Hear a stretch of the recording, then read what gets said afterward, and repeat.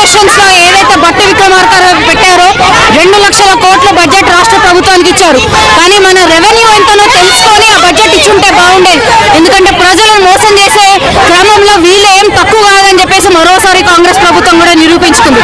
దాంట్లో మహిళలకు సంబంధించి వాళ్ళు ఏవైతే ఎలక్షన్ టైంలో హామీ ఇచ్చారో అవి ఏవి బడ్జెట్ సెషన్స్ లో దాని ప్రతిపాదన లేదు. 2500 ప్రతి మహిళకి ఇస్తానని మహాలక్ష్మి పథకం కింద ప్రతి ఒక్క మహిళని మహారాణులను చేస్తా అన్నాడు. ఇదేనా మీరు చేస్తున్న మహారాణులని తెలంగాణ రాష్ట్ర మహిళలని? మన 2000 నుంచి 4000 పెన్షన్ చేస్తాడు. దాని ఊసి మాత్రమే లేదు. 18 నిన్న స్కూటీ అన్నాడు. ఆ స్కూటీలు లేవు కానీ అన్ని లూటీలు చేస్తున్నారు.